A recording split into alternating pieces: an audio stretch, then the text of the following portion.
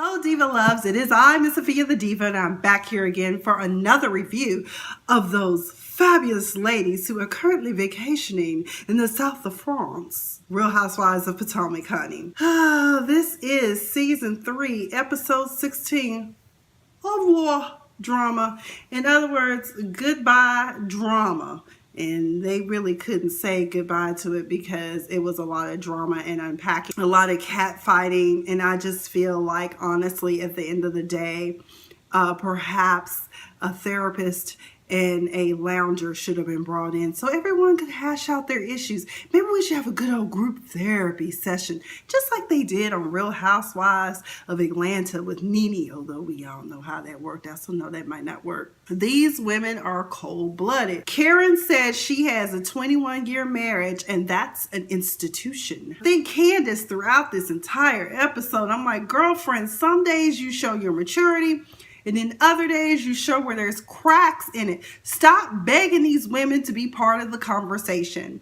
I appreciate Chris Bassett, her fiance, because honestly, he is kind of her coach and helping her, which is what you want in a marriage and in a relationship, because he had to tell her it's okay if not everyone likes you. There was a preview, and we're going to talk about it, but she was talking about being devalued by these women. How can you allow someone to devalue you?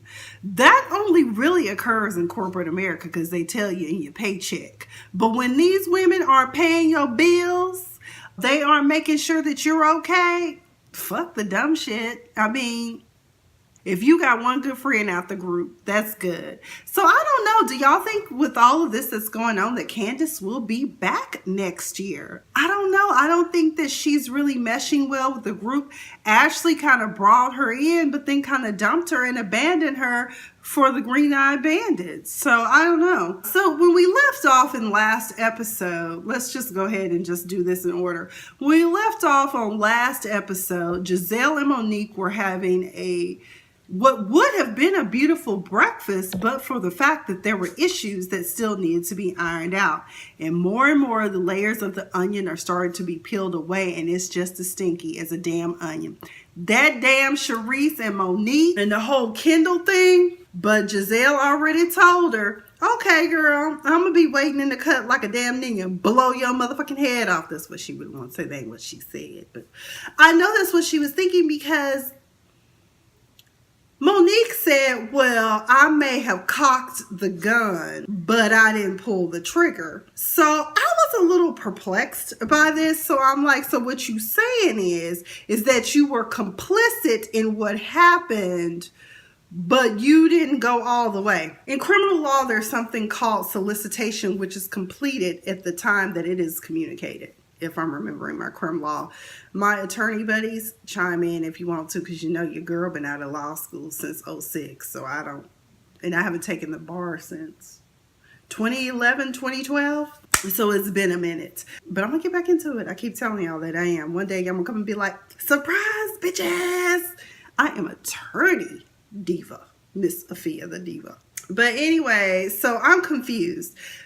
It seems to me that it was Charisse's idea to bring Kendall around, but either way, Monique, you allowed it to be communicated. She solicited you to be part of the plan, and so there you go. It's just like when a prostitute solicits a John, and even if he's not going to be prosecuted, she can, because she communicated the act that she wants to be done. But it seems as though you are a co-conspirator. So finally, Gizelle got her grown woman on, and I know a lot of people probably will not agree with me about this, but I feel as though Gizelle finally said, let's just be real. We're never going to be best of friends, but can I eat with you? Can I be in social settings with you? Yes. And then Monique was like, well, fine, mission accomplished. And Gizelle was like, huh? I know Gizelle does that sometimes. She's like, huh, what are you saying? Like, I don't know what's going on here, honey. But she was like, mission impossible. Isn't that Tom Cruise? Mission accomplished? Something like that. Tom Cruise just saved the day.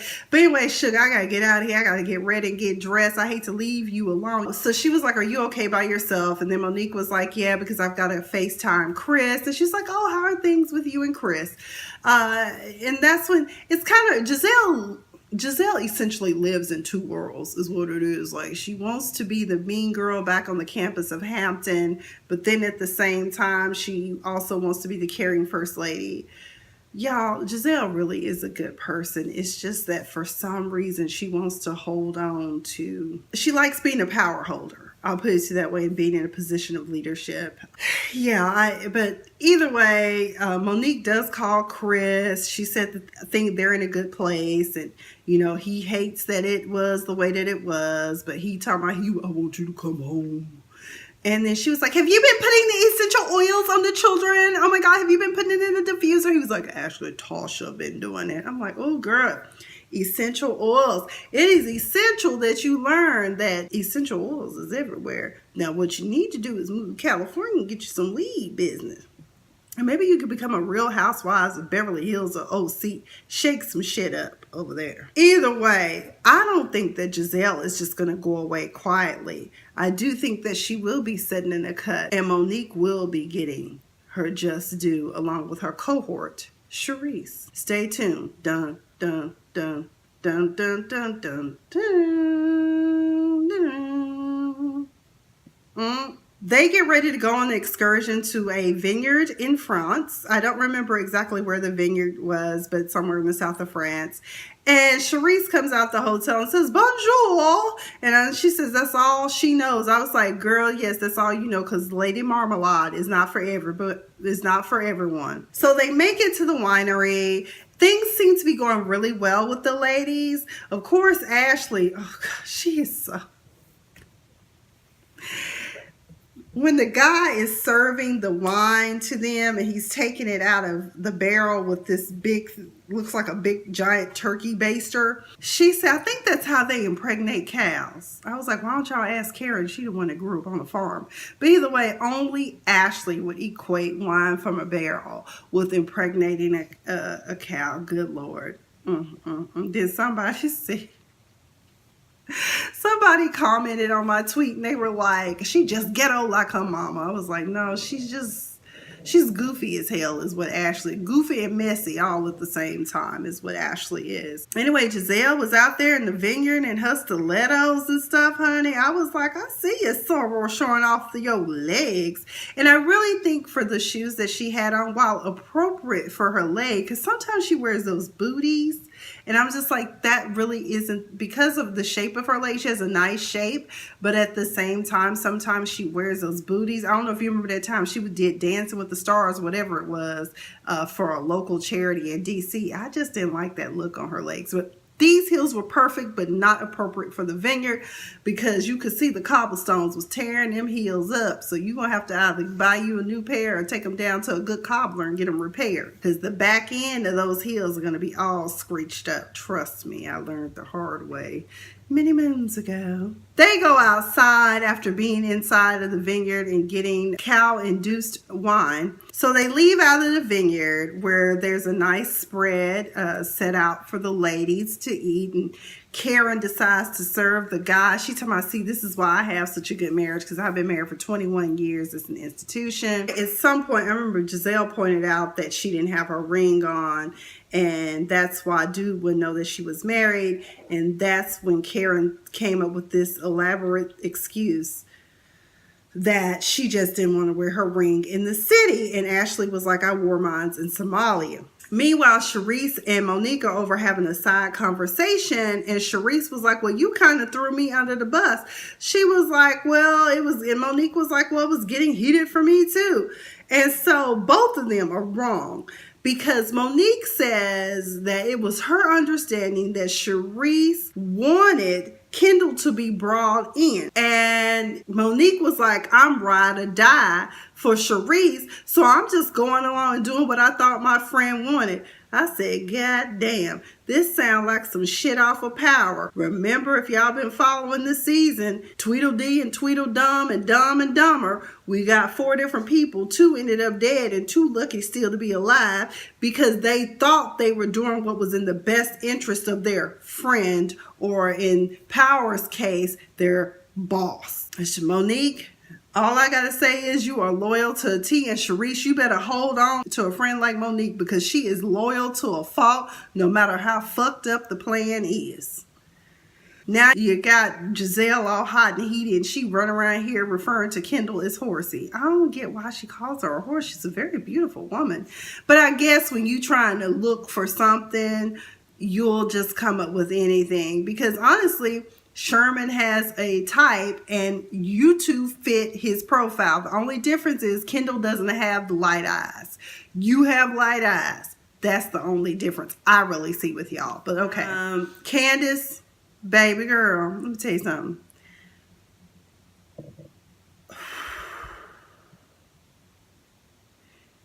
Stop trying to get these women to listen to you, because see, here's the issue. They have real world grown woman issues. Your issues are with your parents and the fact that they did not teach you very good survival skills on how to interact with others and play well with others. That's what I'm seeing. So for you to be out here like, I really want to talk to you guys because I feel like you don't listen to me, and I just feel like, you know, they don't listen to you. Okay, so you want to talk to everyone, but you had been talking to Karen one-on-one.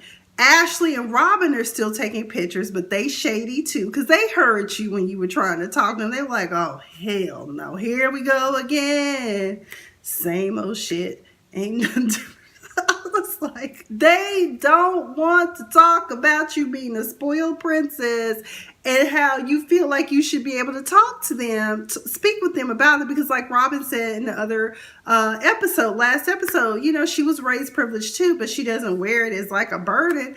And she also is well adjusted, okay? So what you own, she can't comprehend either. And Ashley is new to money, but even Ashley don't act like that. The only person that probably acts like that is Monique. Charrisse did too the first couple of seasons, but let's just be real. Charrisse is not the most regal person of the group. So, and it has nothing to do with her skin complexion. I'm just talking about how she do shit and how she move. And I'm like, then you wonder why your husband left. Jesus. And did she wear wedges this trip? I don't know.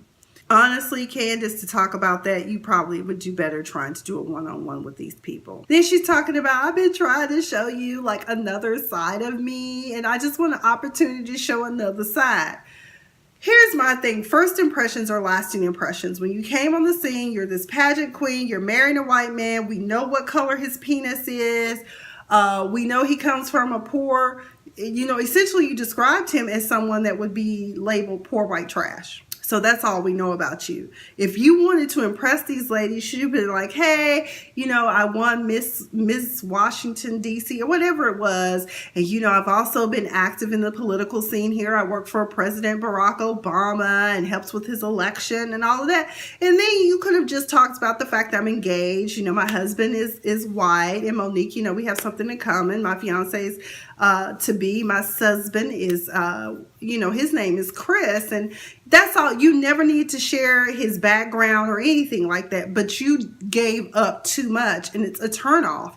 So you have to be very careful. I've even had to be coached on that, because I believe in being open with people, but sometimes too open can be off-putting.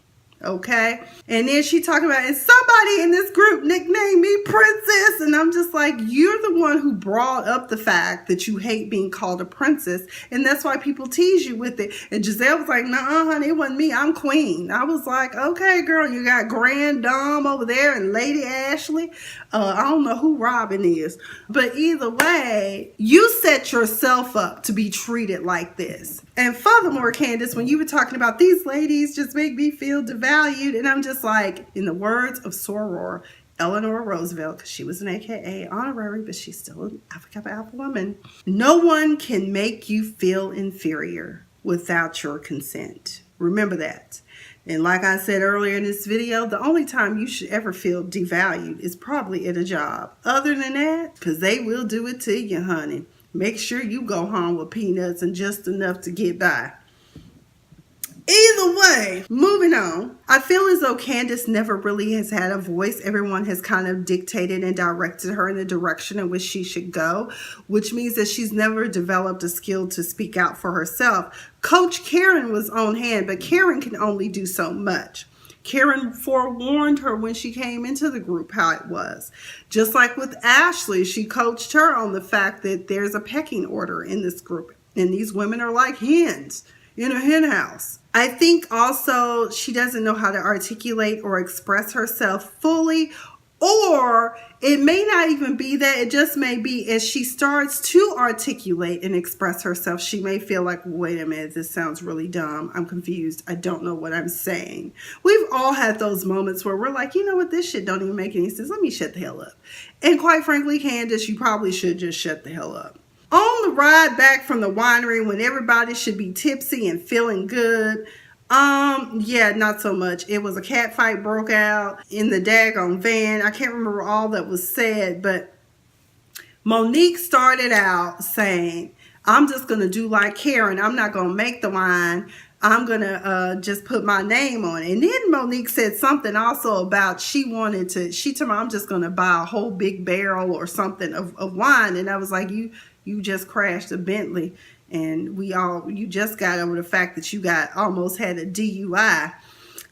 So I wouldn't talk about wanting big copious amounts of wine. And next thing you know, they were talking about how they would get the money. They were saying something about use your husband's money, get investors. It was just really weird. And then all of a sudden, some kind of way the conversation went left. That's all I know. And Ashley started slicing and dicing and handing out receipts like a damn ninja. She was like, you said Ray's dick was shriveled up. I'm like, oh my God. Because I think Karen was like, you need to be worried about your own marriage. And then Karen was like, well, your husband, the one that moved you out of that sweatbox y'all live into, a damn studio apartment down the street. I was like, oh, wow. And then Karen was like, when you've been married as long as I have, then you don't talk about my institution. You just need to worry about yours. I was like, all right. And then Candiace was like, well, you know, Karen is really going through a lot. This was in the confessional. And she says, I wonder if Ashley could handle the amount of stress. She's got sick parents. She's got a husband that's going through some stuff, trying to get a business off the ground. I wonder if Ashley had to handle what Karen has, would Ashley be speaking to Karen in this manner? And I'm like, in some respects, she kind of does. But in the grand scheme of things, Ashley problems are not that big. Ashley knows what the real deal is. The real deal is this: Michael does not want to have a baby. Someone also said Michael may not even want to have a black baby. And honestly, he just wanted her as a plaything so he could go out and be with men. Possibly. I'm just like, I don't know. I said, you think they have threesome? She was like, no, it's usually a twosome because Ashley's going to look the other way. But I do like the fact that it was pointed out that either way it goes, all of you, for the most part, are living off your ex-husband or husband's fruits of their labor. And maybe during the time of the marriage, you were supportive and helped the business grow, as in waiting to exhale. But at the same time, you know, none of y'all can really speak about how somebody get their money and move and shake. Needless to say, we still don't know. No one on Twitter was clear. But I think Candiace intervened on Karen's behalf and told Ashley to go suck on the dick. That wasn't very ladylike, Candiace. Then Monique was like, in her confessional, she was like, so I'm thinking everyone needs to get some lavender oil and anoint their head and neck and go to bed, and we can reconvene in the morning because this has been, wow. Candiace immediately goes home and cries to Chris, and he was like, well, who's been supporting you? Karen and Charrisse, that's all you need. Fuck the rest. They did take a day trip out to some part of the island, off the coast of France, and I was looking at Ashley's body. I was like, I need to get down with yoga and Pilates because Ashley got it going on, honey. I don't care what y'all say. She messy as fuck, but the body is banging. Okay, you go, girl. What I'm trying to understand is, why is everyone so obsessed with Karen, whether she has her ring on or not? What it is that Karen, remember when she came on season 1, for those of us who have been following, Karen was like, I'm the grand dame and I'm all about etiquette, and I'm Lady Eloise. And I'm just like, girl. So what it is, the facade or this persona that she has established is starting, the cracks are starting to show. And she's trying to protect that. Why not exercise transparency? The truth of the matter is, things are not great for Karen right now. And Karen doesn't want to face that or own that. And that is unfortunate, but that is where she now stands. So it would be nice if the ladies would just kind of back off, but there is no backing off. So now Karen claims the story is that the reason why she doesn't wear her ring is because she was mugged, and the only reason her ring didn't get taken is because somebody snatched a necklace, but they didn't take the ring because she put in a hoo-ha. Now when she first said this, I was like, in your cooter cat, how you do that? And so somebody said, well, and Gizelle was like, how you do that?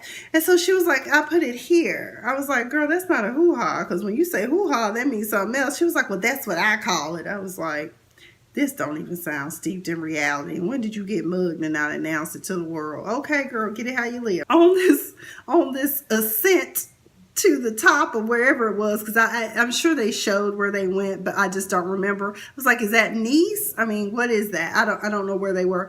But Robyn ass was like, where's the elevator? This is not disabled friendly. They should be able to have these views too. Because if you notice, Karen, Ashley, and Gizelle were walking together, and Karen made a note that it's so nice that all this is so old and untouched, you know. It's kind of like, you know, why would they want to bring in the new era? And then they made some commentary about marriage. I don't know. But I was laughing. I was like, Robyn, baby, this is not America, and the Americans with Disability Act does not apply in France.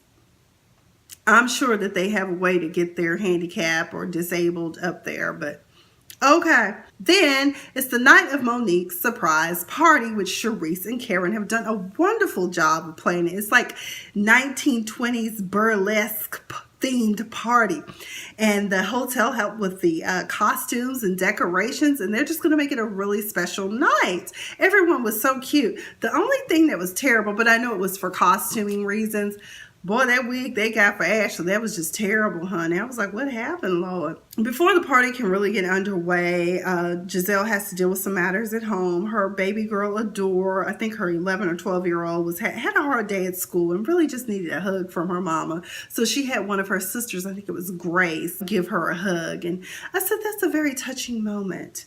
But when Karen met the lady at the damn hotel, Karen talking about, it's so good to meet you. Yes. I was like, the woman speaks French. She's not deaf. Lord help. But at this party, baby, I started singing Aaliyah. We need a resolution. We have so much confusion. Did you sleep on the wrong side? I'm catching a bad vibe. It's contagious. What's the name is? Speak your heart, but don't bite your tongue. I miss Aaliyah so much. Jesus. I need to go down there and get my Mac too, but I ain't got no money right now, so I can't be trying to go get stuff. I want it, but I don't need it. Wants and needs. Learn the difference, people. But I was like, we need a resolution up in this group. We have so much confusion.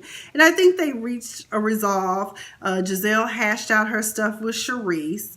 Because honestly, I think Charrisse really was like messed up behind the fact that Gizelle was talking about her and this fireman, especially because she needs to make sure her divorce settlement is good. Secure the bag, then talk all the trash you want, Gizelle. Make sure she secures the bag. The reenactment that Robyn and Ashley did during the performance with the burlesque dancers was hilarious because it was the umbrella scene. I was like, oh my God.